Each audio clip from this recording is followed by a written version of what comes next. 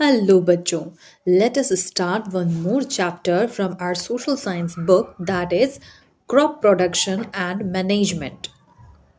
Paheli and Bujo went to their uncle's house during the summer vacation. Their uncle is a farmer. One day they saw some tools like खुरपी, sickle, shovel, plow, etc. in the field. तो ये जो पहेली and बूजो हैं ये एक दिन अपने अंकल के घर जाते हैं समर के वेकेशन में, गर्मी की छुट्टियों में। उनके जो अंकल हैं ये फार्मर हैं, किसान हैं। अब ये जो हैं बच्चे पहेले और बूझो ये जाते हैं इनके खेत पर और वहाँ पर देखते हैं ये कुछ सामान रखा हुआ है ना, कुछ टूल्स रखे हुए हैं। क्या टूल्स रखे हुए हैं? वहाँ पर खुरपी है, सिकल मीन्स हसिया, एक शावल है, प्लाव है, बेसिकली सारे ही जो है फील्ड में यूज होने वाले कुछ टूल्स रखे हुए हैं। अब ये जो बूझो है इसको बहुत जानने की इच्छा होती है कि ये सारे जो टूल्स हैं ये कहाँ पर यूज किए जाते हैं। You have learned that all living organisms require food. Plants can make their own food themselves. And can you recall how green plants synthesize their own food? Animals, including humans, cannot make their own food. So, where do animals get their food from? तो हमें मालूम है कि organisms जो हैं सबको खाने की ज़रूरत है जिंदा रहने के लिए। प्लांट्स अपना खाना खुद बना लेते हैं। नाउ कैन यू रिकॉल कि कैसे अपना जो है ग्रीन प्लांट सिंथेसाइज करते हैं, फूड कैसे बनाते हैं, है ना? उनके पास अपना किचन तो है नहीं है कि वो जाएंगे किचन में और खाना बनाएंगे। उनमें ऑटोट्रॉफिक न्यूट्रिशन है। ऑटोट्रॉफिक मीन्स खुद से ही जो है फूड का सिंथेसिस हो जाता है। Animals including humans can not make their own food. अब कह रहे हैं कि एनिमल्स जो हैं या फिर ह्यूमंस जो हैं ये अपना खाना खुद नहीं बना सकते।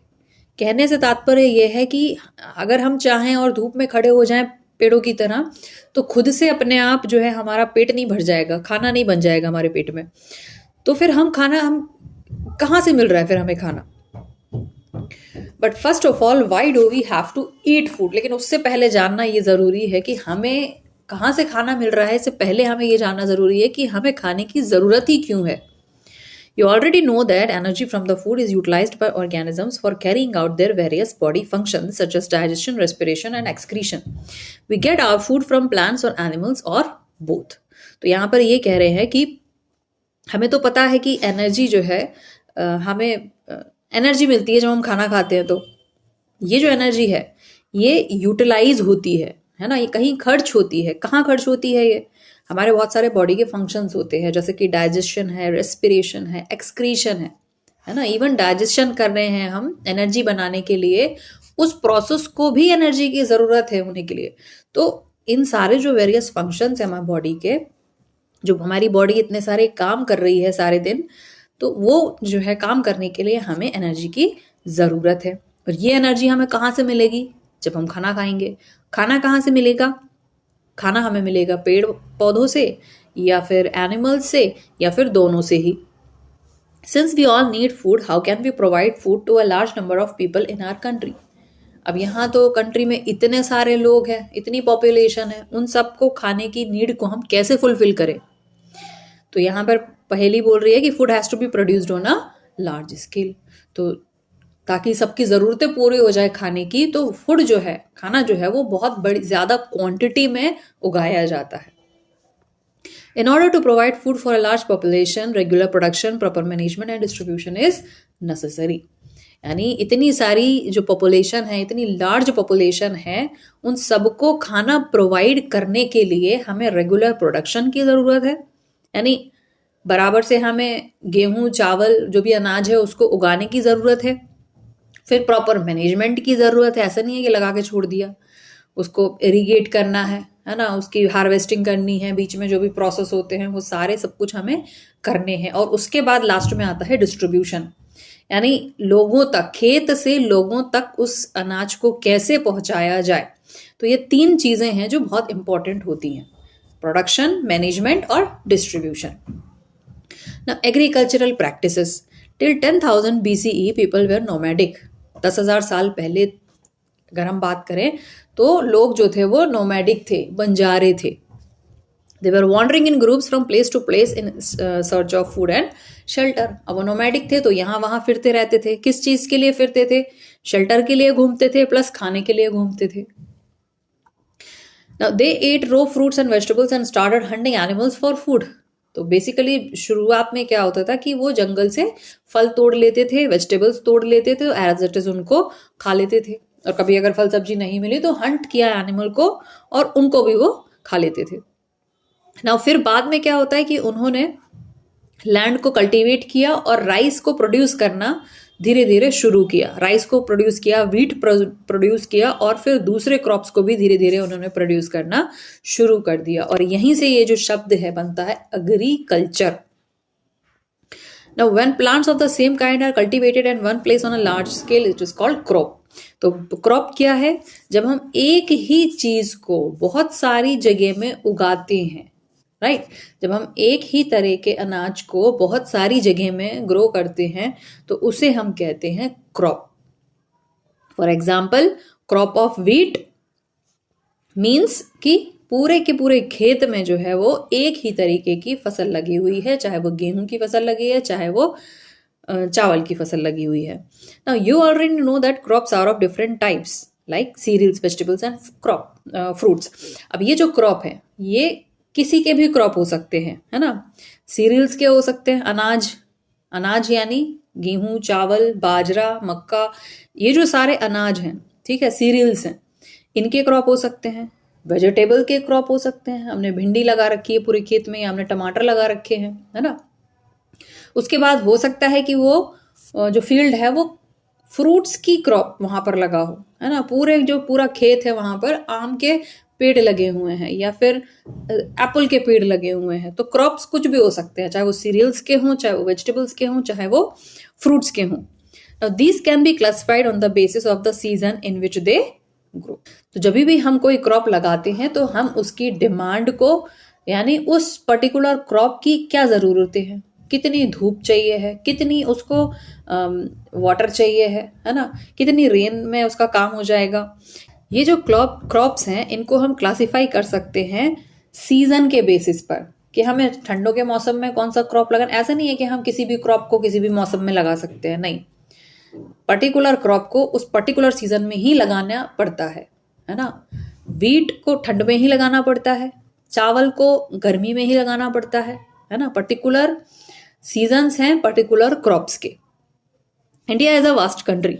The climatic conditions like temperature, humidity and rainfall vary from region to another. तो इंडिया जो है ये बहुत बड़ी कंट्री है, यहाँ पर क्लाइमेटिक कंडीशंस जो हैं, ठीक है, क्लाइमेटिक कंडीशंस जैसे कि टेम्परेचर, अगर हम नॉर्थ में चले जाएं, कश्मीर में चले जाएंगे तो टेम्परेचर बहुत लो है। और अगर हम दूसरे ऑन अदर हैंड अगर हम तमिलनाडु या फिर केरला की तरफ जाएंगे तो वहां पर टेम्परेचर बहुत ज्यादा है।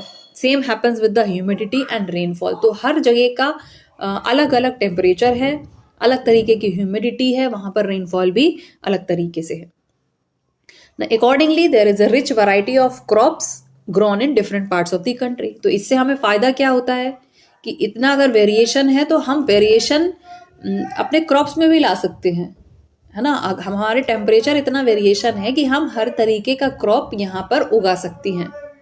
जिस क्रॉप को ठंडक ज्यादा चाहिए वो हम ठंडी जगह में लगा देते हैं, जिस क्रॉप को गर्मी चाहिए है ना, वो हम ले जाकर केरला साइड में लगा देते हैं। Now, despite this diversity, two broad cropping patterns can be identified. अब क्रॉपिंग के भी दो तरीके से दो पैटर्न होते हैं।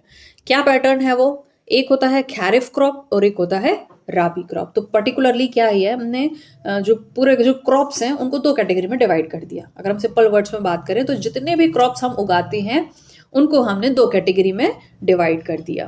पहला था खैरिफ क्रॉप और दूसरा है हमारा राबी क्रॉप। अब देखते हैं कि इन दोनों में डिफरेंस क्या है। The crops which are sown in rainy season are called kharif crop. अब वो क्रॉप, वो अनाज जिसे हम कब उगाते हैं, रेनी सीजन में, बारिश के मौसम में उगाते हैं, उसे हम बोलते हैं खरीफ क्रॉप।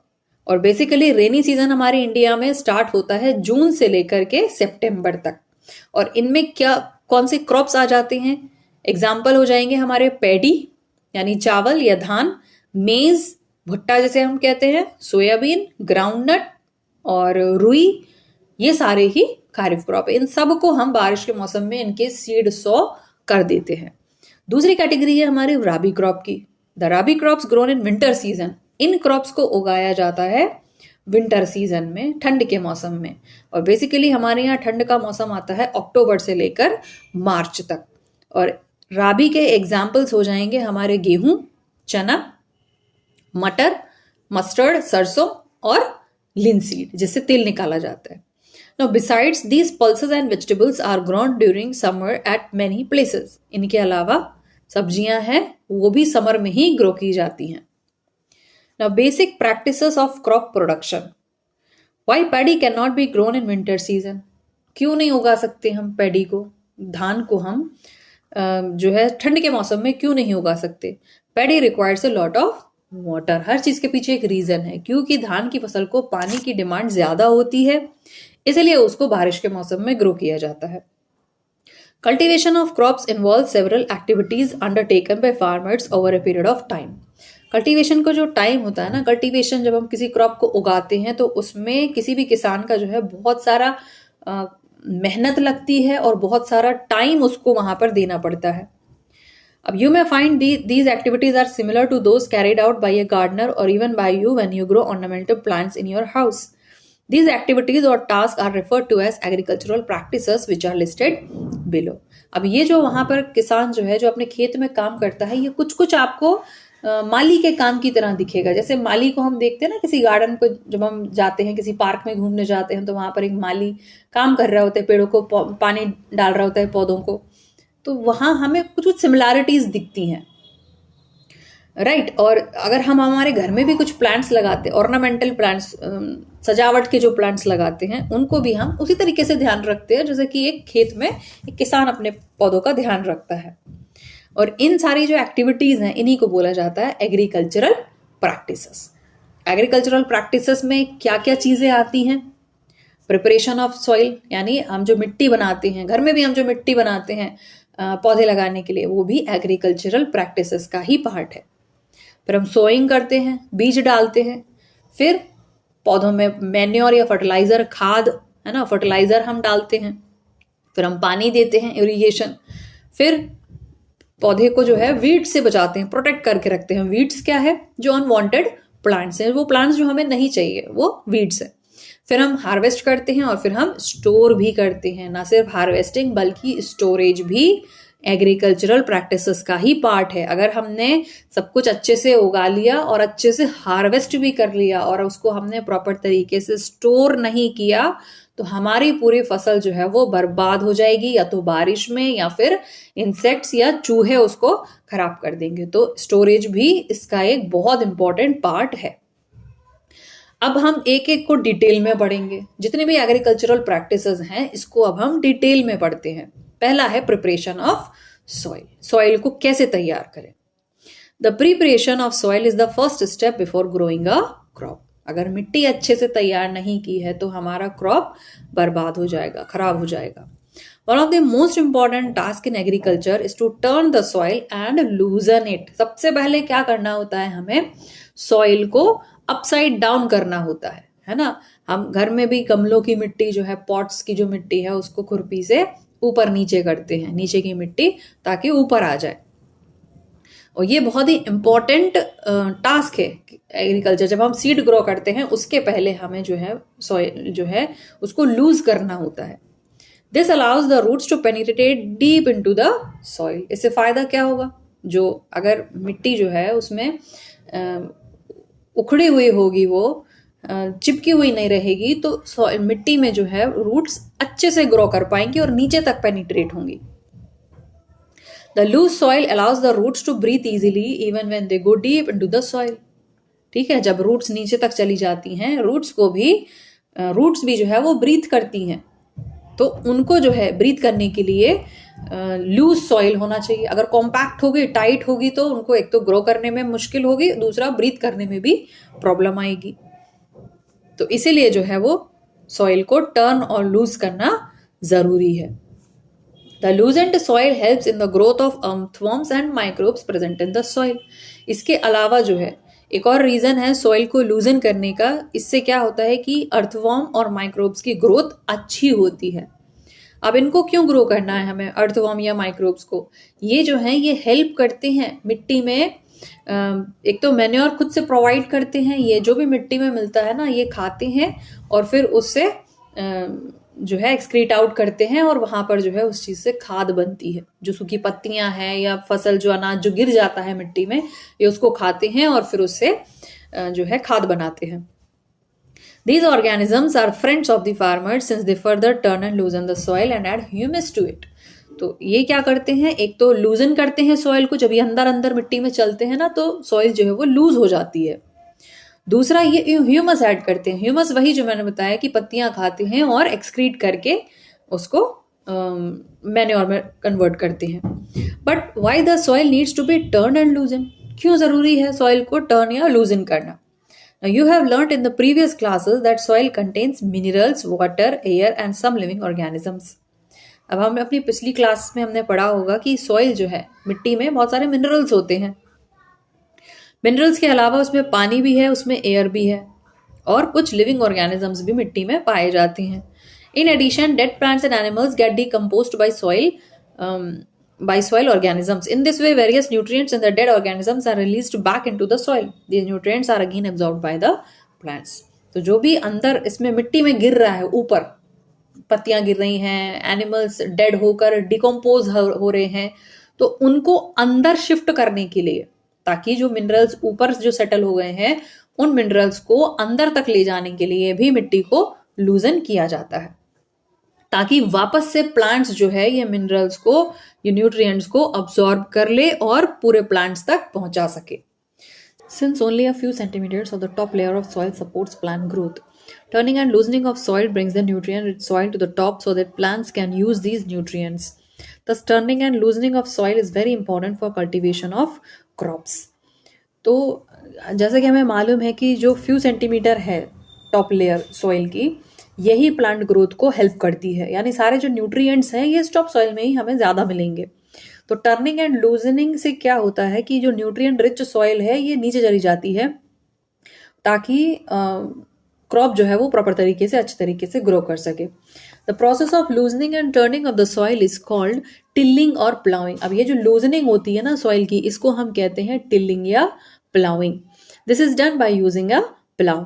जैसा कि हम देख सकते हैं पिक्चर में प्लाउ की फोटो, ठीक है, किस तरीके से बेल के साथ में उसको अटैच किया जाता है और फिर पूरी ही जो है खेत को टिल किया जाता है या प्लाउ किया जाता है।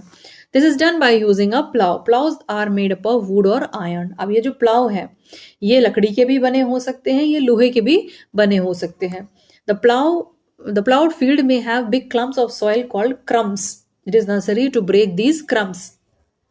अब ये जो पूरी मिट्टी है ना खेत की, ये बड़े बड़े टुकड़ों में बट जाती है, ठीक है। अगर आपने कभी खेत में विजिट किया होगा और प्लाउइंग देखी होगी तो आप समझ सकते हो कि बड़े बड़े टुकड़ों में जो है वो पीसेस में बन जाती है ये, है ना। इसके जो पीसेस हैं इनको तोड़ना, ये क्रम्स जिन्हें हम कहते हैं, इन क्रम्स को तोड़ना जरूरी है।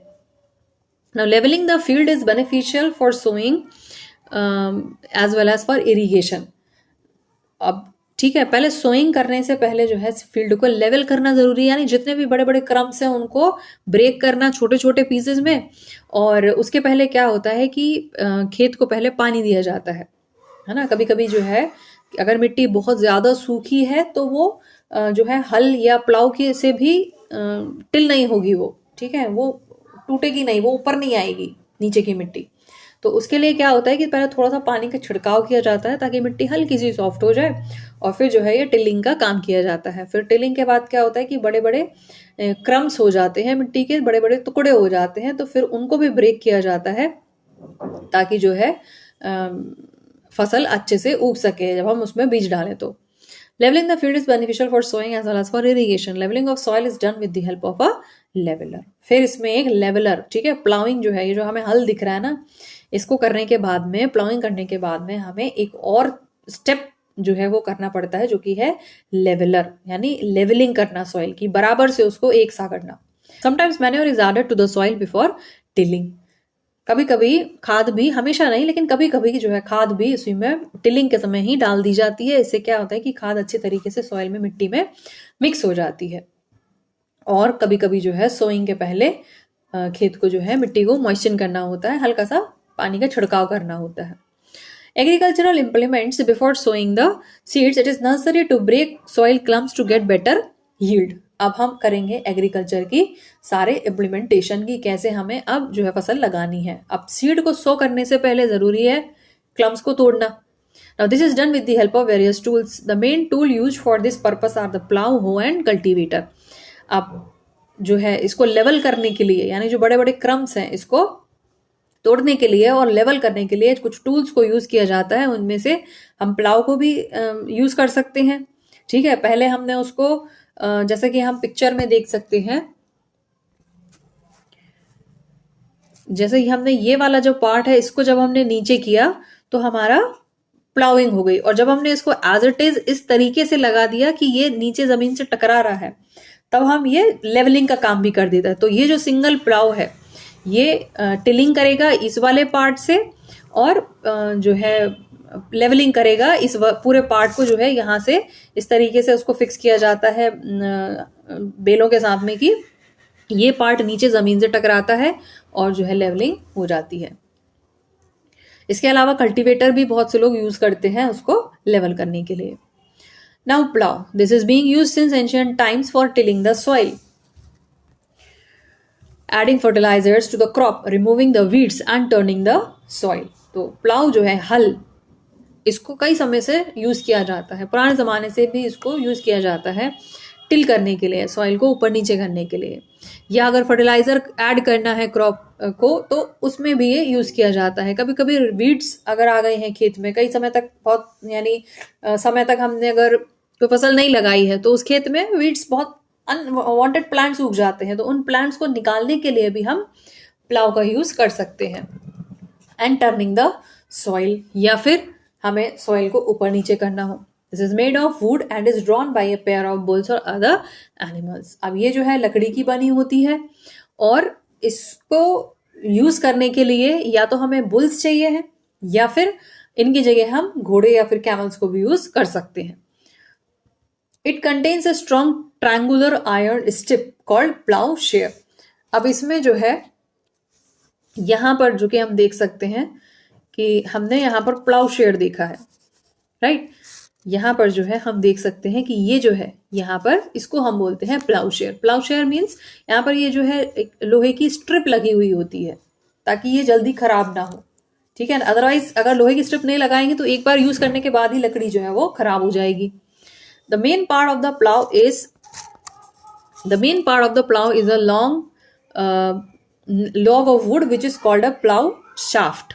अब ये वाला जो पार्ट है इसको हम कहते हैं प्लाउ शाफ्ट. ये वाले पार्ट को, जो लंबी सी लकड़ी लगी हुई है, इसको हम कहते हैं plough shaft. The other end is attached to a beam which is placed on the bulls necks. ये जो प्लाउ शाफ्ट है, ये प्लाउ शाफ्ट को अटैच किया जाता है, जैसा कि हम पिक्चर में देख रहे हैं, जो कि दोनों ही तरफ से बुल के ऊपर रखा गया है. ये जो पीस है लकड़ी का, ठीक है, इसको इसमें शाफ्ट को अटैच किया जाता है ताकि ये बैल के ऊपर इजीली रख सके, ताकि जो है प्लाविंग इजीली हो सके. The indigenous wooden plough is increasingly being replaced by iron ploughs nowadays. अब पहले के समय में लकड़ी के प्लाव हम यूज करते थे, अभी हम यूज करते हैं लोहे के प्लाउज. दूसरा जो आइटम है वो है हो. हो भी एक टूल है, बहुत ही सिंपल सा टूल है वीड्स को रिमूव करने के लिए या सॉइल को लूज करने के लिए. It has a long rod of wood और iron. A strong, broad and bent plate of iron is fixed to one of its end and works like a blade. It is pulled by animals. तो ये कुछ फावड़े की तरह हमें दिखता है, जैसा कि आप पिक्चर में देख सक रहे होगी पिक्चर. ये फावड़े की तरह दिखता है जिसमें ब्लेड लगी हुई होती है, राइट, और इसको एनिमल से पुल किया जाता है. Next comes the cultivator. Nowadays plowing is done by tractor driven cultivator. ठीक है, ये जो ट्रैक्टर है इसमें पीछे जो लगा है इसको हम कहते हैं कल्टीवेटर. ये वाला जो पार्ट है, पीछे जो लगा हुआ है, इसको हम कहते हैं कल्टीवेटर. इससे क्या होता है कि इसको यूज करने से जल्दी कल्टीवेशन हो जाएगा. ठीक है, जो है अर्थ जो है, सॉइल जो है, ये जल्दी अच्छे से टिल हो सकेगी, टिलिंग अच्छे से हो जाएगी, लेबर बच जाएगी, प्लस टाइम भी सेव हो जाएगा. नेक्स्ट आता है हमारा sowing. Sowing is an important part of crop production. Before sowing, good quality, clean, and healthy seeds of a good variety are selected. Farmers prefer to use seeds which give high yield. अब दूसरा जो काम आता है, हमने soil को upside down कर दिया है, अच्छे से टिलिंग कर दी है. नेक्स्ट हमारा जो काम है वो है सोइंग. सोइंग बहुत इंपॉर्टेंट पार्ट है क्रॉप प्रोडक्शन का. पूरी क्रॉप डिपेंड करती है सीड के ऊपर. ठीक है, हमें गुड क्वालिटी का क्लीन हेल्दी सीड मिलेगा तभी हम होप कर सकते हैं कि हमारी जो क्रॉप प्रोड्यूस होगा वो अच्छी क्वालिटी का क्रॉप प्रोड्यूस होगा. अब फार्मर्स जो है वो प्रेफर करते हैं कि उनको अच्छी यील्ड वाला, जो अच्छी फसल दे सके, वो वाला बीज उन्हें मिले. Now one day I saw my mother put some gram seeds in a vessel and pour some water on them. After a few minutes some seeds started to float on top. I wonder why some seeds float on water. अब ये जो पहेली है, ये क्या सोच रही है कि एक दिन जो है इनकी माँ ने कुछ चने भिगोए होंगे पानी में. तो क्या हुआ कि कुछ जो सीड्स थे वो तो नीचे सेटल हो गए, लेकिन उनमें से कुछ सीड्स जो थे वो ऊपर तैर रहे थे. ठीक है, बहुत सारे जो सीड्स थे वो नीचे डीप में बैठ गए और कुछ सीड्स जो थे वो ऊपर तैरने लगे. तो इसको ये समझ में नहीं आया कि कुछ सीड्स जो हैं ये ऊपर क्यों तैरने लगे. तो उसका रीजन ये है कि जो सीड्स ऊपर तैर रहे होते हैं वो खराब सीड्स होते हैं जिनको कि हम सो नहीं कर सकते. Are there seeds which float on water? Would those be lighter or heavier than those which sink? Why would they be lighter? Damaged seeds become hollow and those lighter, therefore they float on water. तो इसका reason यहाँ पर दिया है कि जो seeds float कर रहे हैं पानी के ऊपर, है ना, वो भी सीड्स ही हैं लेकिन वो हल्के हैं बाकी सीड्स के कंपैरिजन. जो हैवी सीड्स थे वो तो नीचे बॉटम में बैठ गए, लेकिन जो लाइट सीड्स थे जिनका वेट कम था वो ऊपर तैरने लगे. अब ये जो है ये लाइट कैसे होगा, इनका वेट कम क्यों हो गया? क्योंकि इनको कीड़े ने, इंसेक्ट ने अंदर से खा लिया होता है. ये होते हैं डैमेज्ड सीड्स और ये अंदर से खोखले होते हैं, होलो होते हैं. इस वजह से ये लाइट हो जाते हैं, हल्के हो जाते हैं. और क्योंकि लाइट हो जाते हैं तो लाइट वेट की वजह से ये ऊपर तैरने लगते हैं. This is a good method for separating good healthy seeds from the damaged ones. तो ये बहुत अच्छा तरीका है. अगर हमें छोटा मोटा कुछ घर में थोड़ा सा कुछ लगाना है तो हम इस तरीके से सीड्स को चेक कर सकते हैं. Before sowing one of the important task is to know about the tools used for sowing seeds. अब सीड्स भी अपने आप से नहीं उग जाएंगे, कोई तो हमें टूल यूज करना पड़ेगा ना सीड्स को सो करने के लिए. नाउ ट्रेडिशनल टूल्स क्या है हम देखते हैं. The tool used traditionally for sowing seed is shaped like a funnel. The seeds are filled into the funnel, passed down through 2 or 3 pipes having sharp ends. These ends pierce into the soil and place seeds there. अब जैसा कि हम यहाँ picture में देख सकते हैं कि यहाँ पे इन्होंने जो है वो फनल के शेप का कुछ यहाँ पर लगाया हुआ है, राइट.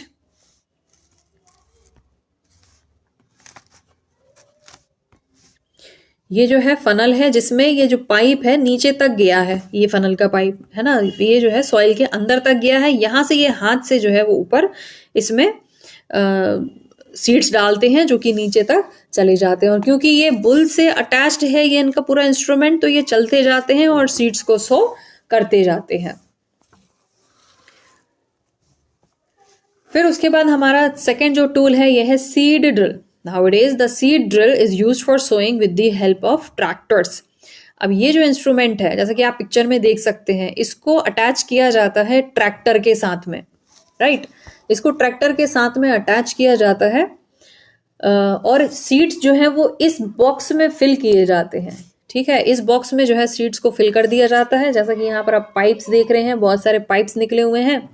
इनके थ्रू जो है सीड्स इसमें से निकल के और जो है मिट्टी में दबते जाते हैं. मिट्टी के ऊपर ये जो मशीन है मिट्टी पे सीड्स को छोड़ती जाती है और ये मशीन जो है वो आगे बढ़ती जाती है जो कि ट्रैक्टर से अटैच्ड होती है. This shows the seeds uniformly eight equal distance and depth. इससे फायदा क्या होगा कि इससे जो सीड्स हैं ये बिल्कुल यूनिफॉर्म डिस्ट्रीब्यूशन होगा, यानी एक जगह पर एक ही सीड गिरेगा, प्लस डिस्टेंस भी बराबर होगा कि एक सीड से दूसरे सीड का डिस्टेंस कितना होना चाहिए, बराबर डिस्टेंस होगा, यूनिफॉर्म डिस्टेंस होगा. प्लस जो डेप्थ है, कितनी गहराई में हमें सीड डालना है, तो इसमें जो है प्रॉपर गहराई में ही जाकर सीड गिरेगा. Now it ensures that seeds get covered by the soil after sowing. तो एक और काम जो ये करता है वो ये करता है कि सीड को जो है हल्का सा मिट्टी से ढकना होता है, तो इस काम को भी ये जो है अच्छे तरीके से कर देता है। सीड्स को ढकना क्यों जरूरी है? ताकि हम सीड को बचा सकें पक्षियों से, है ना। जब सीड सो करते हैं तो बहुत सारे सीड्स को पक्षी आकर खा जाते हैं, तो उनसे बचाने के लिए सीड्स को जो है मिट्टी के अंदर दबाना जरूरी है। ज्यादा डीप में भी नहीं दबाते, है ना। अगर हम डीप में दबा देंगे तो वो जर्मिनेट ही नहीं होगा। Now this protects seeds from being eaten by the birds. Sowing by using a seed drill saves time and labor. तो जब हम सीड ड्रिल को यूज करते हैं तो ये हमारा समय और मेहनत दोनों ही को सेव कर देता है। Now there is a nursery near my school. I found that little plants were kept in small bags. Why are they kept like this? अब ये जो बूझो है इसके दिमाग में क्वेश्चन है कि मेरे स्कूल के पास में एक नर्सरी है। नर्सरी मीन्स जहां पर प्लांट्स को सेल किया जाता है, ठीक है। प्लांट्स को, ऑर्नामेंटल प्लांट्स को, कभी कभी वेजिटेबल प्लांट्स या फिर फ्रूट्स के प्लांट्स को तैयार किया जाता है और फिर वहां से उनको सेल किया जाता है। बड़ी क्वांटिटी में जो है वो वहां पर प्लांट्स तैयार किए जाते हैं। तो इसके दिमाग में ये क्वेश्चन है कि उनको स्मॉल बैग्स में क्यों रखा गया है ना। ब्लैक कलर की कैरी बैग्स जो होती हैं उसके अंदर क्यों रखा गया है। Now seeds of a few plants such as paddy are first grown in a nursery. When they grow into seedlings, they are transplanted to the field manually. Some forest plants and flowering plants are also grown in the nursery. अब ये जो paddy के plants होते हैं, यानी धान जो होती है, चावल जो हम खाते हैं, ये कभी भी डायरेक्टली खेत में नहीं उगाए जाते। इनको पहले नर्सरी में उगाया जाता है। पहले इनको जो है इनके सीडलिंग्स तैयार किए जाते हैं। जब इनके सीडलिंग सीड से ये जो है सीडलिंग सीड से जर्मिनेट हो जाते हैं, उसके बाद में फिर इनको ट्रांसप्लांट किया जाता है फील्ड में। लेकिन इसके लिए कोई मशीन नहीं, ये मैनुअली किया जाता है, हाथों से किया जाता है। फिर उसके बाद कुछ फॉरेस्ट प्लांट्स होते हैं, कुछ फ्लावरिंग प्लांट्स होते हैं जिनको की नर्सरी में ग्रो किया जाता है। Appropriate distance between the seed is necessary to avoid overcrowding of plants. This allows plants to get sufficient sunlight, nutrients, and water from the soil. At times, a few plants may have to be removed to prevent overcrowding. तो ये जो है seeds हमें बिल्कुल proper distance में लगाने होते हैं। अगर हम ज्यादा सीड्स एक जगह पर लगा देंगे तो ओवरक्राउडिंग हो जाएगी, न्यूट्रिएंट प्रॉपर तरीके से सारे ही प्लांट्स को नहीं मिल पाएंगे, वहां सफिशिएंट सनलाइट नहीं मिलेगी, पानी नहीं मिलेगा और न्यूट्रिएंट्स तो मिलेंगे भी नहीं। At times a few plants may have to be remove. तो इसके लिए क्या करना पड़ेगा, हमें वहां से जो है ज्यादा प्लांट्स जो है उनको हटाना पड़ेगा। Now adding manure and fertilisers. The substances which are added to the soil in the form of nutrient for the healthy growth of plants are called manure and fertilizers. अब हमने टिलिंग कर दिया है, राइट, सीड्स भी हमने सो कर दिए हैं। उसके बाद आता है मैन्योर को ऐड करना। जब हम सीड को कर देते हैं, उसमें मिट्टी में ग्रो कर देते हैं, कुछ समय बाद उसमें से सीडलिंग निकलते हैं। जब पौधा निकल आता है तब हमें वहां पर जो है मैन्योर या फर्टिलाइजर को ऐड करना पड़ता है। The substances which are added to the soil in the form of nutrient for the healthy growth of plant are called manure and fertilizers. तो manure and fertilizers क्या है? बेसिकली खाद है, राइट, रिच न्यूट्रिएंट है जो कि हम पौधों में डालते हैं ताकि उनकी प्रॉपर अच्छे से ग्रोथ हो सके। I saw a healthy crop growing in a farm. In the neighboring farm, the plants were weak. Why do some plants grow better than others? अब ये जो बूझो है, इसके दिमाग में एक सवाल है कि मैं एक खेत पर विजिट करने गया था, तो वहां पर मैंने एक फील्ड में देखा कि बहुत हेल्दी क्रॉप्स ग्रो कर रहे हैं, लेकिन उसके जो नियर बाई फील्ड है, उसके जस्ट पास में जो फील्ड है, वहां पर जो है प्लांट्स वीकली ग्रो कर रहे हैं, उनकी ग्रोथ अच्छे तरीके से नहीं हुई है। तो ऐसा क्यों है? तो ऐसा वही न्यूट्रिशन की वजह से है। Soil supplies mineral nutrients to the crop plants. These nutrients are essential for the growth of plants. पौधे को न्यूट्रिएंट मिलते हैं सॉइल से। These nutrients are essential. अब ये जो न्यूट्रिएंट हैं ये बहुत जरूरी हैं प्लांट की ग्रोथ के लिए। In certain areas, farmers grow crop after crop in the same field. अब फार्मर क्या करता है कि एक फसल उगी, हार्वेस्ट किया, तुरंत दूसरी फसल उगा दी, हार्वेस्ट किया, फिर नेक्स्ट फसल उगा दी। तो इससे क्या होगा कि मिट्टी की जो रिचनेस है, सॉइल की जो न्यूट्रिएंट है, ये कहीं ना कहीं खत्म होते जा रहे हैं, है ना, कंज्यूम होते जा रहे हैं, क्रॉप उसको यूज करते जा रहे हैं। The field is never left uncultivated और fallow, imagine what happens to the nutrient. अब खाली हम खेत को छोड़ेंगे ही नहीं तो वहां पर जो है न्यूट्रिएंट कैसे वापस से तैयार होंगे। Continuous cultivation of crops makes the soil poor in nutrient. तो वही बात आ गई कि अगर हम एक के बाद एक कंटिन्यूअस कल्टीवेशन करते जाते हैं, क्रॉप्स को ग्रो करते जाते हैं, सॉइल को खाली छोड़ते ही नहीं है, तो क्या होगा कि सॉइल जो है वो पुअर हो जाएगी न्यूट्रिएंट्स में। Therefore, farmers have to add manure to the fields to replenish the soil with nutrients. तो इसके लिए क्या करना जरूरी है कि हम मैन्योर डालते हैं, ठीक है, जो न्यूट्रिशन है ये हम खुद से डालते हैं फिर सॉइल में, ताकि सॉइल को रिप्लेनिश किया जा सके न्यूट्रिएंट से। इस प्रोसेस को बोला जाता है मैन्योरिंग। इम्प्रॉपर या इनसफिशिएंट मैन्योरिंग से क्या होगा कि प्लांट की जो ग्रोथ है ये वीक हो जाएगी, अच्छे तरीके से प्लांट ग्रो नहीं कर पाएगा। Manure is an organic substance obtained from the decomposition of plant और एनिमल वेस्ट। अब ये मैन्योर है, ये है क्या एक्चुअल में, ये बनता कैसे है?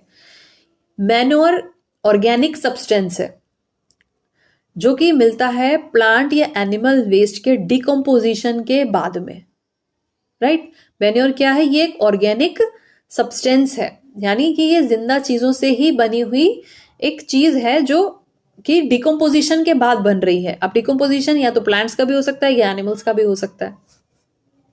Farmers dump plant and animal waste in pits at open places and allow it to decompose. अब ये मैन्योर बनेगी कैसे?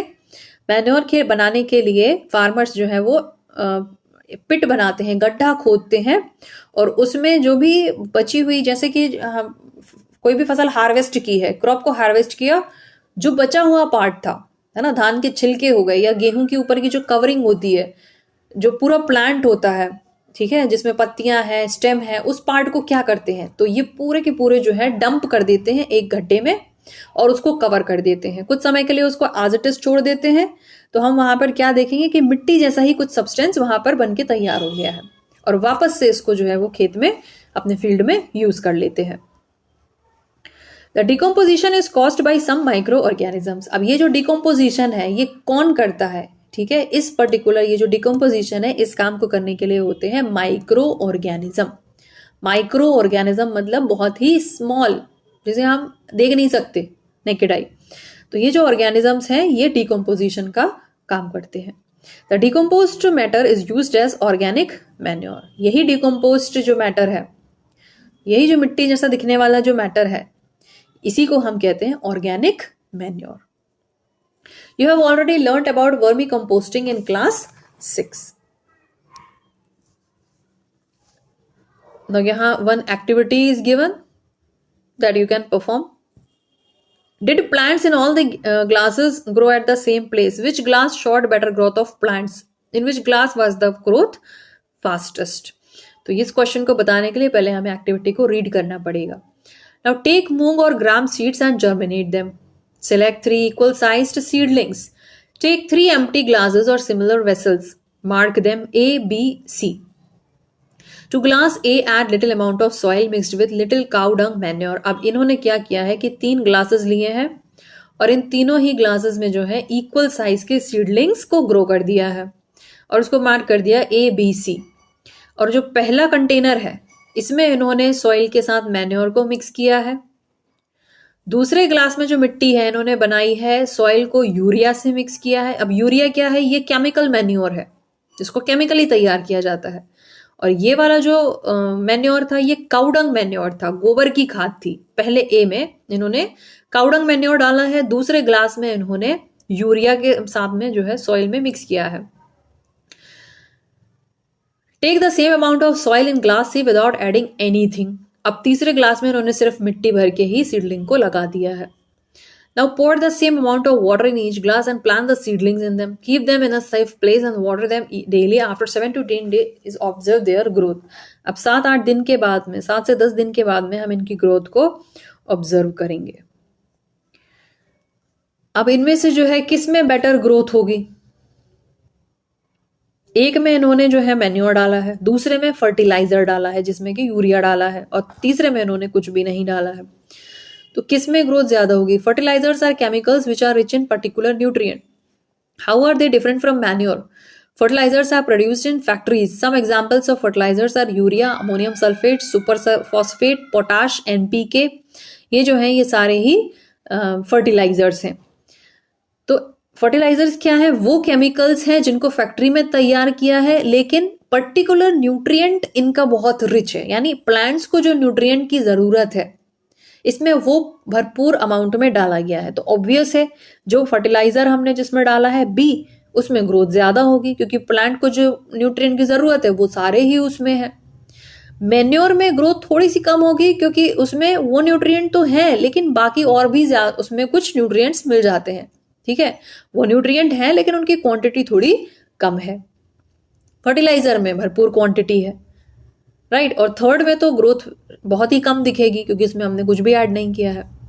The use of fertilisers has help farmers to get better yield of crops such as wheat, paddy and maize, but excessive use of fertilisers has made the soil less fertile. तो fertiliser हमारे लिए बहुत ये yield के लिए, better yield के लिए बहुत इंपॉर्टेंट है, बहुत सही चीज है, लेकिन अगर हम ओवर फर्टिलाइज करते हैं तो फिर हम सॉइल को फर्टाइल जो है वो लेस फर्टाइल कर देते हैं।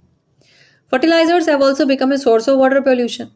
अब क्योंकि ये केमिकल्स हैं, एक दूसरे के साथ में रिएक्ट करते हैं, कुछ और केमिकल बनाते हैं, तो जब ये पानी तक पहुंचते हैं, यानी कोई वाटर बॉडी, कोई नदी में पानी में मिल जाते हैं, तो ये केमिकल्स जो हैं ये हमारी बॉडी को बहुत नुकसान पहुंचाते हैं। जब वो पानी हम पीते हैं या वो उसमें मछलियां जो हैं या कोई एनिमल उस पानी को पी रहे हैं, तो वो पोल्यूटेड वाटर है और हमें बहुत सारी जो है बीमारियां दे रहा है।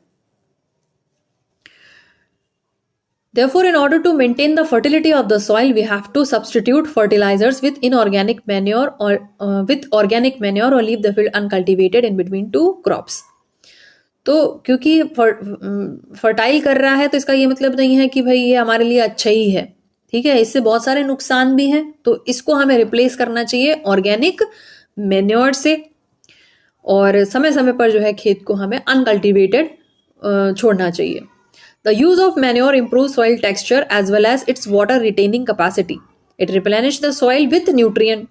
Manure को यूज करने से अगर हम ज्यादा भी यूज करते हैं तो भी इससे हमें कोई नुकसान नहीं होता। सॉइल का टेक्सचर अच्छा होते जाता है, उसकी वाटर होल्ड करने की जो कैपेसिटी है पानी की बढ़ते जाती, बार बार हमें पानी नहीं देना पड़ता, और सॉइल के न्यूट्रिएंट को भी समय समय से ये रिप्लेनिश करते जाता है। Another method of replenishing the soil with nutrient is through crop rotation. अगर हम चाहते हैं कि सॉइल का कोई दूसरा तरीका भी हो रिप्लेनिश करने का, तो वो है क्रॉप रोटेशन। क्रॉप रोटेशन क्या है? एक समय में जैसे अभी हमने कुछ क्रॉप लगाया है, नेक्स्ट टाइम हम कुछ और क्रॉप लगाएंगे, फिर उसके बाद हम कुछ और क्रॉप लगाएंगे। This can be done by growing different crops alternately, है ना, ऑल्टरनेटली हमें क्रॉप्स लगाने हैं। Earlier, farmers in northern India used to grow legumes as fodder in one season and wheat in the next season. This helped in the replenishment of the soil with nitrogen.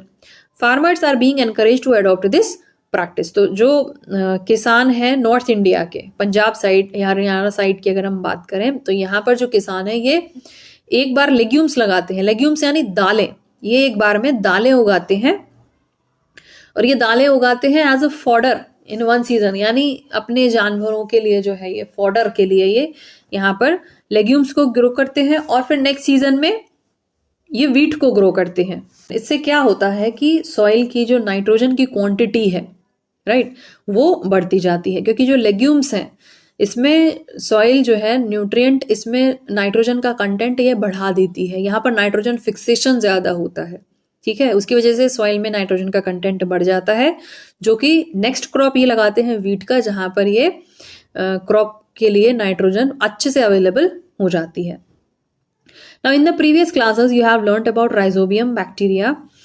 These are present in the nodules of roots of leguminous plants. They fix atmospheric nitrogen. तो हम 7th class में ये चीज पढ़ चुके हैं कि हमने राइजोबियम बैक्टीरिया के बारे में पढ़ा। रूट्स की नोड्यूल्स होती हैं, जिनमें भी रूट्स में गांठ होती है ना, जिन भी प्लांट के रूट्स में गांठ होती है, नोड्यूल्स होते हैं, वहां पर जो है ये राइजोबियम बैक्टीरिया जो है ये प्रेजेंट होता है।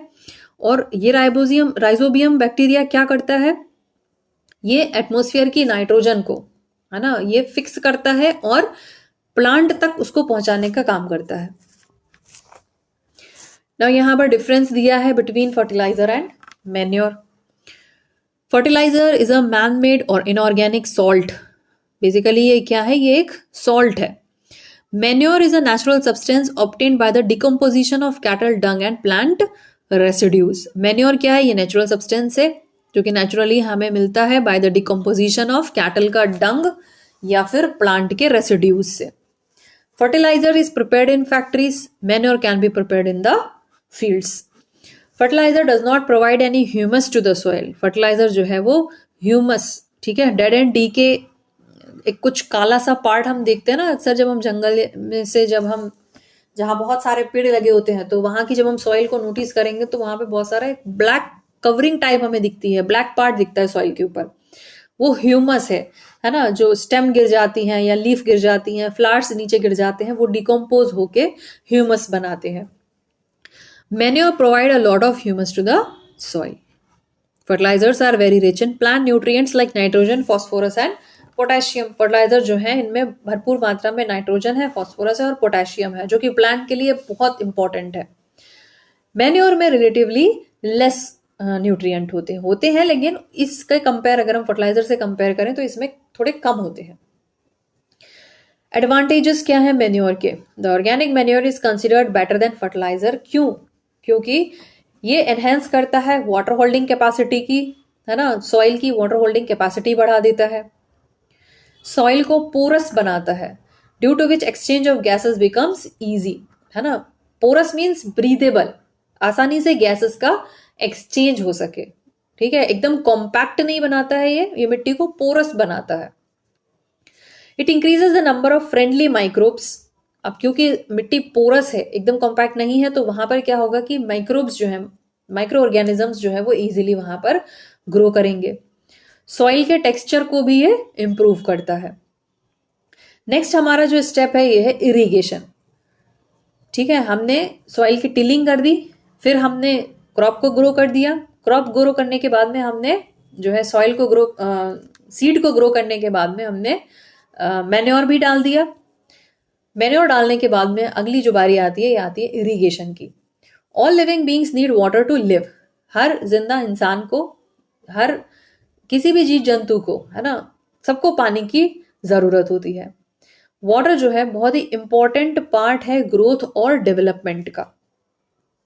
पानी जो है वो प्लांट्स को भी जरूरी है और प्लांट्स जो है ये पानी एब्जॉर्ब करते हैं थ्रू इट्स रूट्स. अब ये जो पानी हम डालते हैं तो ये सिर्फ पानी अकेला नहीं जाता है, पानी के साथ में जो है रूट्स पानी को तो एब्जॉर्ब करती ही हैं, पानी के साथ ये न्यूट्रिएंट्स को भी, मिनरल्स को भी अब्जॉर्ब करती हैं, है ना. जो मैन्योर हमने डाला है वो भी पानी में मिक्स होने के बाद में जो भी न्यूट्रिएंट होते हैं वो रूट्स के थ्रू पानी तक अब्जॉर्ब करके पूरे प्लांट को पहुंचाए जाते हैं. प्लांट्स कंटेन नियरली 90% वाटर, है ना. प्लांट्स की अगर हम बात करें तो पूरे प्लांट में हमें 90% वाटर मिलेगा.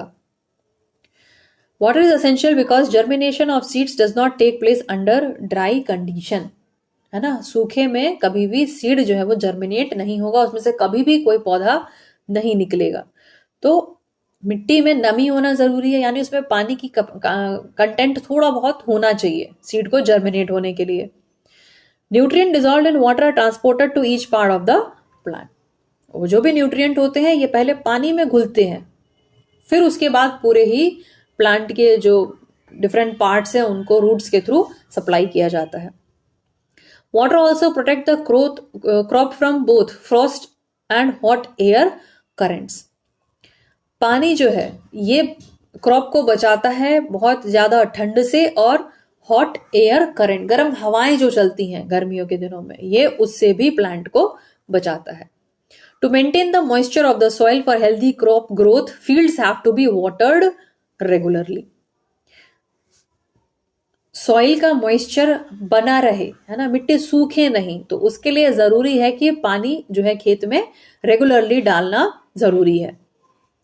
The supply of water to crops at regular interval is called irrigation. यही इरिगेशन है, समय समय पर खेत में पानी, फील्ड में पानी डालते रहना, सप्लाई करते रहना, यही कहलाता है irrigation. The time and frequency of irrigation varies from crop to crop. अब ये जो इरिगेशन है ये डिपेंड करती है कि हमने क्या क्रॉप लगाया है और कितने समय बाद हम उसमें पानी दे रहे हैं। तो ये डिपेंड करती है टाइम के ऊपर प्लस फ्रीक्वेंसी के ऊपर। फ्रीक्वेंसी मतलब कितने over a period of time, यानी कितने समय बाद। और ये क्रॉप टू क्रॉप डिपेंड करती है, किसी क्रॉप को कम पानी चाहिए, किसी क्रॉप को ज्यादा पानी की डिमांड होती है। Soil to soil and season to season, और ना सिर्फ क्रॉप टू क्रॉप बल्कि सॉइल टू सॉइल। हमें ये मालूम है ना कि हर जगह की सॉइल जो है वो अलग प्रकार की होती है। कहीं रेड सॉइल मिलती है, कहीं ब्लैक सॉइल है, कहीं पथरीली मिट्टी है ना, पत्थर का क्वांटिटी उसमें ज्यादा है। तो सॉइल के ऊपर भी डिपेंड करता है कि उसको कितने इरिगेशन की जरूरत है। सीजन के ऊपर भी डिपेंड करता है, ठंडों में कम पानी डालेंगे, गर्मियों में ऑब्वियसली इवापोरेट हो जाएगा पानी, तो ज्यादा पानी की डिमांड रहेगी। In summer the frequency of watering is higher. Why is it so? Could it be due to the increased rate of evaporation of water from the soil and the leaves? जो अभी मैंने बताया कि गर्मियों में पानी हम ज्यादा डालेंगे क्योंकि इवापोरेशन ज्यादा हो रहा है, पत्तियों से, सॉइल से इवापोरेट हो जाएगा, तो वापस से पानी हमें दोबारा से डालना पड़ेगा। I'm very careful this year about watering the plants. Last summer my plants dried up and died. तो यहाँ पर बूजो जो है ये बोल रहा है कि इस साल जो है मैं बहुत केयरफुली पानी डाल दूंगा क्योंकि लास्ट ईयर जो है मेरे प्लांट्स जो थे समर में ड्राई होकर मर गए थे। तो यूजुअली हम समर में जो है अपने जो घर में भी प्लांट्स रखते हैं उनको हम गर्मियों में रोज पानी देते हैं, और कई बार तो जब बहुत ज्यादा गर्मी होती है तो सुबह शाम पानी देते हैं। वहीं अगर हम ठंडों की बात करें तो शायद वंस इन अ वीक हम पानी देते हैं, हफ्ते में एक ही बार पानी देते हैं। अगर हम ज्यादा पानी डाल दें, रोज पानी डाल दें, तो क्या होगा? प्लांट्स की रूट्स सड़ जाएंगी, गल जाएंगी और प्लांट्स खत्म हो जाएगा। सोर्सेस ऑफ इरिगेशन, अब ये जो इरिगेशन है ये हमें कहाँ कहाँ से हम कर सकते हैं? The sources of water for irrigation are wells, जो wells, ponds, lakes, rivers, dams and canals. तो इन वाटर बॉडीज के थ्रू जो है हम इरिगेशन का काम खेत में अपने कर सकते हैं। ट्रेडिशनल मेथड्स क्या है इरिगेशन के? ट्रेडिशनल मेथड्स हो गए, वेल्स हो गया, लेक्स हो गए, कैनाल्स हो गए, ठीक है। इनको डिफरेंट मेथड्स के थ्रू जो है हम यूज करके इनका पानी जो है निकाल करके हम फील्ड्स में अपने डाल सकते हैं। कैटल और human labour is used in this method. अब कुएं से खेत तक पानी पहुंचाने के लिए या तो हम कैटल का यूज कर लेंगे, पालतू जानवर का, या फिर हम खुद ही जो है पानी ले जाकर खेतों में डाल देंगे। So these methods are cheaper but less efficient. The various traditional ways are moat, यानी पुली सिस्टम या फिर चेन पंप। अब ये जो मेथड है, अगर हम खुद से जाकर पानी डाल डाल कर आ रहे हैं तो ऑब्वियसली बहुत टाइम कंज्यूमिंग है, प्लस मेहनत का काम भी है ना। खेत कुएं से पानी पहले निकालना, फिर उसको ले जाकर खेत में डालना। अब खेत से कुएं से पानी निकालने के लिए भी या तो हम पुली का यूज कर सकते हैं या फिर चेन पंप का भी हम यूज कर सकते हैं। तो हम डायग्राम में देख सकते हैं कि किस तरीके से जो है मोट लगाकर, ये एक रिंग टाइप जो स्ट्रक्चर हम देख सकते हैं, इसको कहते हैं मोट। ये वाला जो पार्ट है इसको हम कहते हैं मोट। कैसे हम मोट लगाकर जो है रस्सी से पानी को खींच सकते हैं।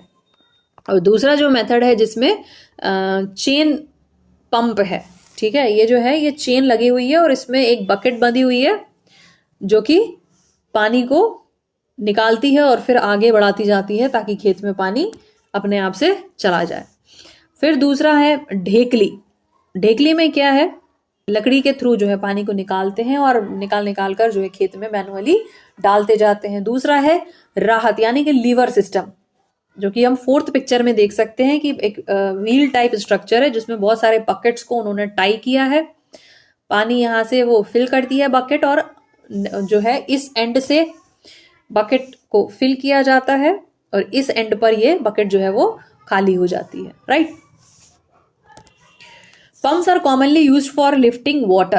Diesel, biogas, electricity and solar energy is used to run these pumps. अब इन मेथड को अगर हम यूज नहीं कर रहे तो फिर हमारे पास एक और मेथड है जो कि है पंप के थ्रू। हम मोटर लगाते हैं और जो है पूरे खेत में हम पानी सप्लाई इजीली कर सकते हैं। लेकिन उसको पंप को चलाने के लिए भी हमें या तो डीजल लगेगा या बायोगैस के थ्रू हम उसको चला सकते हैं, बिजली के थ्रू, या फिर कोई सोलार पैनल लगाकर भी हम सोलार एनर्जी के थ्रू उसको हम रन कर सकते हैं।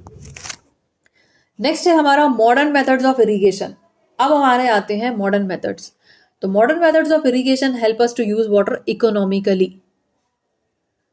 अब जो है हम पानी को यूज करेंगे बिल्कुल इकोनॉमिकली, यानी हम बिल्कुल फालतू वेस्टेज नहीं करेंगे पानी का। The the main methods use are as follows. तो पहला है sprinkler system. This system is more useful on the uneven land where sufficient water is not available.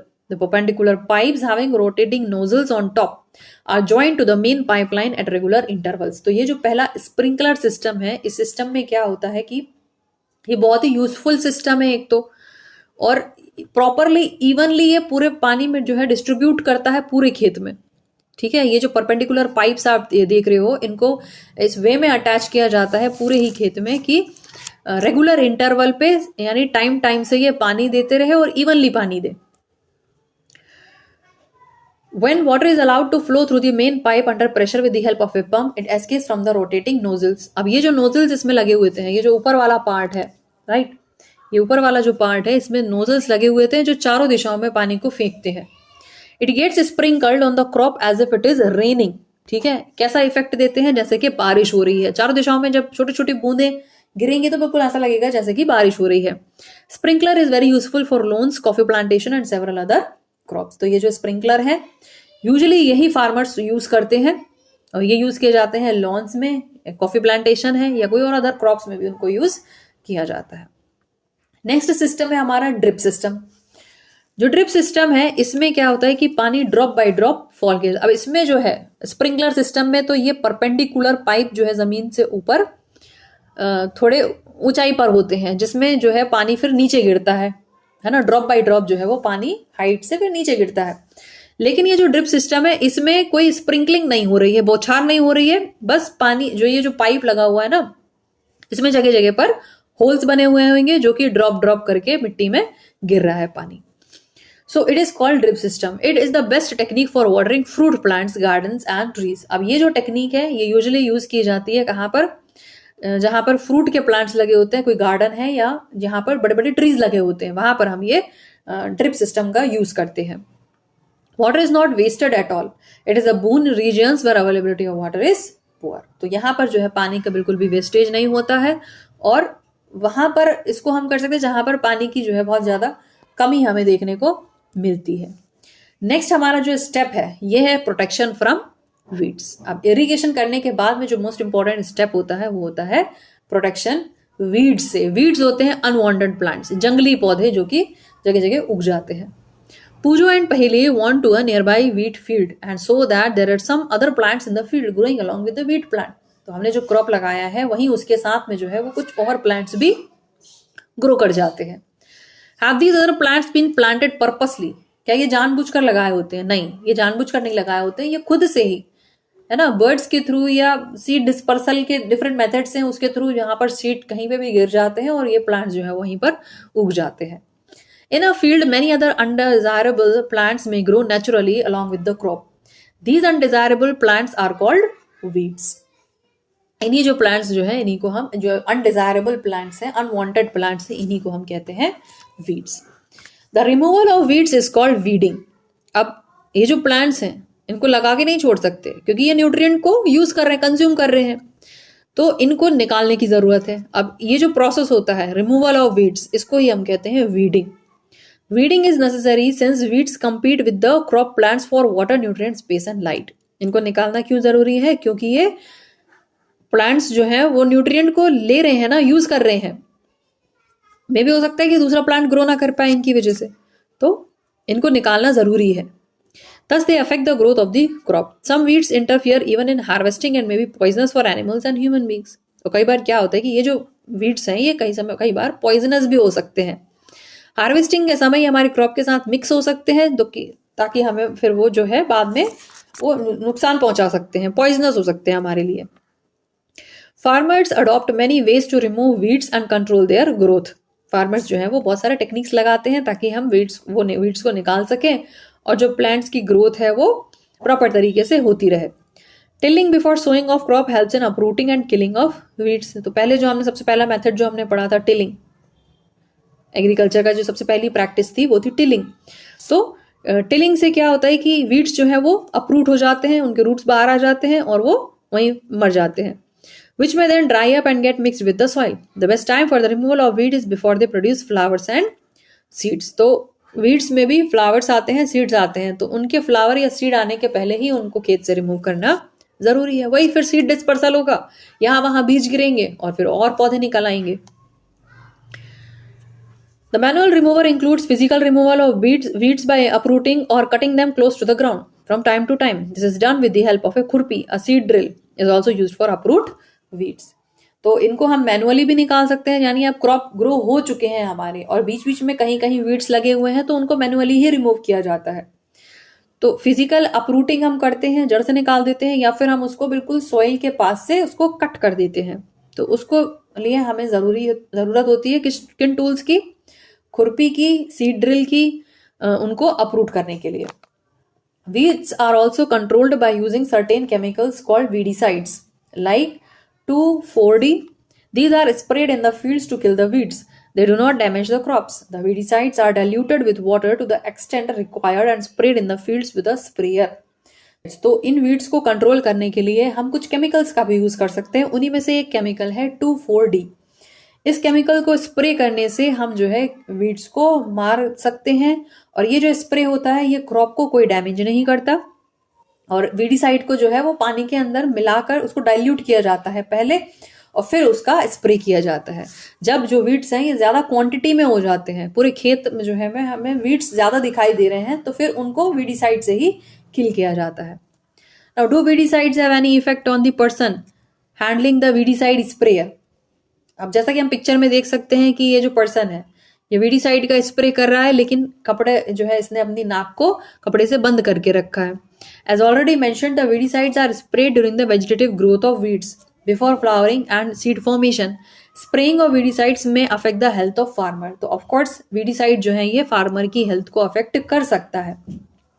So they should be use these chemicals very carefully. तो इन chemicals को handle बहुत ही carefully किया जाना चाहिए। They should cover their nose and mouth with a piece of cloth during spraying of these chemicals. तो हमेशा ध्यान रखना चाहिए कि केमिकल्स का छिड़काव करते समय जो है नाक और मुंह को प्रॉपर तरीके से कवर किया हो कपड़े से। नेक्स्ट हमारा जो स्टेप है वो है हार्वेस्टिंग। जब हमने सारे ही प्रोसेस कर लिए हैं, ठीक है, हमने वीड्स को भी रिमूव कर दिया है, फिर जो नेक्स्ट स्टेप आता है वो आता है हार्वेस्टिंग का, यानी क्रॉप को खेत से अब बाहर निकालना है। Harvesting of A crop is an important task. सबसे इंपॉर्टेंट टास्क होता है पूरे क्रॉप का, क्योंकि सारे ही जो है टास्क इंपॉर्टेंट होते हैं, उन्हीं में से एक इंपॉर्टेंट टास्क है हमारा harvesting. The cutting of crop after it is mature is called harvesting. Harvesting क्या है? जब क्रॉप मैच्योर हो गया है, काटने लायक हो गया है वो क्रॉप, ठीक है, जब हम उसको काटेंगे तो उसको बोलेंगे हम हार्वेस्ट कर रहे हैं। In harvesting crops are pulled out और cut close to the ground. अब हार्वेस्टिंग जो होती है ये दो तरीके से होती है, या तो हम पूरे ही प्लांट को पुल करके बाहर निकाल दें, या फिर उसको हम ग्राउंड से जो है वो कट कर दें। और ये जो है प्रोसेस जो है ये जो क्रॉप की जो ग्रोइंग है ये यूजुअली होती है 3 to 4 months। After 3 to 4 months किसी भी क्रॉप को हमें, सीरियल क्रॉप को हमें मैच्योर होने पर हार्वेस्ट करना होता है, कट करके बाहर निकालना होता है। Harvesting in our country is either done manually by sickle और by a machine called harvester. तो हमारे जो इंडिया है इसमें दो तरीके से ही कटाई होती है, हार्वेस्टिंग होती है। या तो हम हसिये से करते हैं, जैसे कि हम पिक्चर में देख सकते हैं सिकल, हसिया, या तो इससे काटकर हम फसल बाहर निकाल सकते हैं, अनाज बाहर निकाल सकते हैं, या फिर हम हार्वेस्टर को यूज करके भी क्रॉप को बाहर निकाल सकते हैं। The grain seeds need to be separated from the chaff. This process is called threshing. ठीक है, हमने हार्वेस्टर से बाहर निकाल दिया क्रॉप को, अब फिर उसको कवरिंग से बाहर निकालना है। सीड जो है, जो भी क्रॉप हमें निकला है, यानी गेहूं हमें मिला है या हमें चावल मिला है, तो ये सीड में कवर रहता है, एक कवरिंग उसके ऊपर रहती है। तो फिर उसको उस कवर से भी हमें हटाना है, तब तो हम उसको फर्दर यूज कर पाएंगे। तो उसकी जो शाफ है उसको बाहर निकालने के लिए हम उसको थ्रेशिंग जो है यूज करते हैं। तो ये जो आप कंबाइन देख रहे हो करके, जो पिक्चर आप देख रहे हो, ये हार्वेस्टर प्लस थ्रेशर, ये दोनों है, तो इसलिए उसको कंबाइन बोला जाता है। This is carried out with the help of a machine called combine, which is in fact a harvester as well as a thresher. After harvesting sometimes stubs are left in the field which are burnt by farmers. तो कई बार हमने देखा है कि खेतों में आग लगाई जाती है। तो ये आग क्यों लगाई जाती है? क्योंकि हमने कट करके हार्वेस्ट तो कर लिया है, लेकिन जो नीचे थोड़ी सी स्टेम और रूट्स रह गई हैं खेत में ही, तो उनको जो है वो फार्मर आग लगा देते हैं उनको जलाने के लिए। She knows that it causes pollution, it may also catch fire and damage the crops lying in the fields. तो इससे क्या नुकसान हो सकते हैं? पहला तो एयर पॉल्यूशन हो रहा है, दूसरे का खेत जो है जिसमें अभी हार्वेस्टिंग नहीं हुई है, ठीक है, फसल जो है वो रेडी है लेकिन अभी हार्वेस्ट नहीं हुआ है, तो दूसरे के फार्म में कैच हो सकती है फायर, वहां तक पहुंच सकती है। और तीसरा जो डैमेज है जो इसमें नहीं दिया है कि ये माइक्रो ऑर्गेनिज्म जो मिट्टी में प्रेजेंट होते हैं, है ना, जो डिकम्पोजिशन का काम कर रहे हैं, वो सारे माइक्रो ऑर्गेनिजम्स जो है ये मर जाते हैं आग लगाने की वजह से। Farmers with small holdings of land to the separation of grain and chaff by winnowing. You have already studied this in class 6. तो विनोइंग के बारे में हम ऑलरेडी क्लास 6 में पढ़ चुके हैं कि किस तरीके से शाफ जो है ये गेहूं से कोई भी ग्रेन से हम निकाल सकते हैं। अब हम बात करते हैं कुछ हार्वेस्ट फेस्टिवल्स की। After 3 or 4 months of hard work, there comes the day of the harvest. The sight of golden fields of standing crop laden with grain fills the heart of farmers with joy and a sense of well-being. The efforts of the past season have borne fruit, and it is time to relax and enjoy a little. The period of harvest is thus of great joy and happiness in all parts of India. Men and women celebrate it with great enthusiasm. Special festivals associated with the harvest season are Pongal, Baisakhi, Holi, Diwali, Nabanya and Bihu. तो हम harvest festival celebrate करते हैं usually जब 3-4 महीने बाद, कड़ी मेहनत के बाद जब हमें फसल मिलती है तो हम उसको सेलिब्रेट करते हैं। तो सेलिब्रेट करने के लिए जो त्योहार है, ठीक है, जो त्योहार हम मनाते हैं उनमें से होली, बैसाखी, है ना, अलग अलग जगह के ये अलग अलग नाम है। तो होली तो ऑल ओवर इंडिया ही सेलिब्रेट की जाती है, बैसाखी जनरली हम नॉर्थ साइड में देखते हैं। तो ये जो सारे त्योहार हैं, पोंगल है, बिहू है, ये सारे ही हार्वेस्ट फेस्टिवल हैं, यानी जब फसल रेडी होती है तब ये फेस्टिवल्स को सेलिब्रेट किया जाता है। नेक्स्ट आता है हमारा जो लास्ट स्टेप है वो है स्टोरेज, जो कि बहुत इंपॉर्टेंट पार्ट है। Storage of produce is an important task. If the harvested grains are to be kept for a longer time, they should be safe from moisture, insect, rats and microorganism. अगर हमें साल भर का supply चाहिए food का, तो हमें इसको स्टोर करके रखना ही पड़ेगा, और स्टोर लंबे समय के लिए किया जाता है तो ऑब्वियस है कि हमें मॉइस्चर से भी उसको सेफ रखना है, नमी नहीं आना चाहिए क्योंकि फिर वहां पे माइक्रो ऑर्गेनिजम्स आ जाएंगे। फिर इंसेक्ट्स हैं, रैट्स हैं, इसके अलावा बहुत सारे माइक्रो ऑर्गेनिजम्स हैं जो क्रॉप को खराब कर देते हैं। इन सब से प्रोटेक्ट करके हमें जो है क्रॉप को स्टोर करना होता है। Harvested grains have moisture, more moisture. If freshly harvested grains are stored without drying, they may get spoiled or attacked by organisms, making them unfit for use or for germination. तो हम सिर्फ खाने के लिए ही store करके नहीं रखते, अगले सीजन को में ग्रो करने के लिए भी जो है वो हम क्रॉप को प्रॉपरली स्टोर करके रखते हैं। और अगर हम हार्वेस्ट करके तुरंत ले जाकर स्टोरेज रूम में रख देते हैं तो क्या होगा कि इनमें कुछ मॉइस्चर होता है, ग्रेन्स में कुछ मॉइस्चर होता है जो कि पूरे उसको खराब कर देगा, पूरे सीड्स को खराब कर देगा, पूरे क्रॉप को खराब कर देगा। तो स्टोर करने से पहले इसको कुछ समय के लिए धूप में ड्राई करना जरूरी होता है। Hence, before storing them, the grains are properly dried in the sun to reduce the moisture in them. This prevents the attack by insect, pest, bacteria and fungi. तो इसलिए जरूरी है कि किसी भी क्रॉप को पहले धूप में रखा जाए स्टोर रूम में रखने से पहले। Now I saw my mother putting some dried neem leaves in an iron drum containing wheat. I wonder why. तो ये जो पहेली है ये कंफ्यूज्ड है कि इसकी जो मदर है ये क्रॉप को जो है अनाज को लोहे के ड्रम में रखती है लेकिन उसमें कुछ नीम की पत्तियां भी डाल देती है। तो ये नीम की पत्तियां हैं, ये इंसेक्टिसाइड का काम करती हैं, है ना, वहां पर छोटे मोटे कीड़े मकोड़ों को पनपने नहीं देती। तो वो लगाकर रखने से जो है हमारा ऑर्गेनिक वे में इंसेक्टिसाइड जो है हमने इंसेक्टिसाइड के साथ में अपने क्रॉप को रख दिया है। Farmers store grains in jute bags और metallic bins. However, large-scale storage of grains is done in silos and granaries to protect them from pests like rats and insects. Now, जो फार्मर्स है, ठीक है, grain को पहले ऐसे जो हम पिक्चर में देख सकते हैं इस तरीके के जूट बैग्स में या मेटालिक बिन्स में उनको पहले भरते हैं और फिर उनको स्टोर किया जाता है। और स्टोर करने के लिए वो सिलोज या ग्रेनरीज, ठीक है, बड़ी बड़ी ग्रेनरीज बनी हुई होती हैं, एक तरीके का कह सकते हैं ये स्ट्रक्चर होता है, बिल्डिंग होती है जो कि सिर्फ स्टोरेज के पर्पस के लिए बनाई जाती है। तो इनसे यहाँ पर रखने से क्या होता है कि ये पेस्ट या फिर रैट या फिर इंसेक्ट से इनको बचा कर रखते हैं। Dried neem leaves are used for storing food grains at home. और अगर हमें घर में ही स्टोर करके रखना है तो हम नीम लीव्स का यूज करके भी स्टोर कर सकते हैं। For storing large quantities of grain in big godowns specific chemical treatments are required to protect them from pest and organism. तो ये जो ग्रेनरीज वाले होते हैं, ठीक है, ये जो ग्रेनरीज बनाते हैं, बड़े बड़े बिल्डिंग बनाते हैं और फिर जो है किसान लोग इसमें ले जाकर अपना ग्रेन्स को रखते हैं, स्टोर करते हैं, तो उसके लिए उनको कुछ चार्ज भी देना पड़ता है। तो बदले में वो क्या करते हैं कि ना सिर्फ स्टोर करते हैं बल्कि प्रोटेक्ट भी करते हैं। वो कुछ केमिकल्स का यूज करते हैं ताकि वहां पर रैट्स ना आए या फिर कोई और माइक्रो ऑर्गेनिज्म वहां पर ना आए और उनके जो ग्रेन है वो सेफली वहां पर लंबे समय तक रखे रहे। Now, after completing this table, you must have seen that, like plants, animals also provide us with different kinds of food. Many people living in the coastal areas consume fish as a major part of their diet. In the previous classes, you have learnt about the food that we obtain from plants. We have just seen that the process of crop production involves a number of steps like selection of seeds, sowing, etc. Similarly, animals reared at home or in farms have to be provided with proper food, shelter, and care. Now, when this is done on a large scale, it is called animal husbandry. तो थोड़ा सा इसमें animals के बारे में भी यहाँ पर दिया गया है कि एनिमल हस्बेंड्री क्या होता है। अब जैसे जो किसान है अपने फसल को तैयार करता है, समय समय से इरिगेशन है, वीडीसाइड्स का छिड़काव करता है ना, फिर स्टोरेज करके उसको प्रॉपरली रखता है।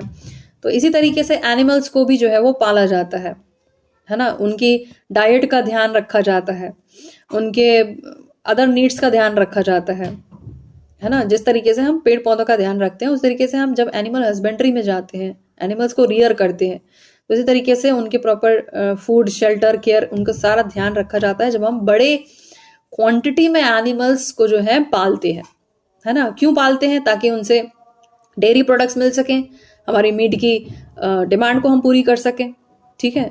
तो एनिमल हस्बेंड्री के बारे में हम अदर चैप्टर में डिस्कस करेंगे।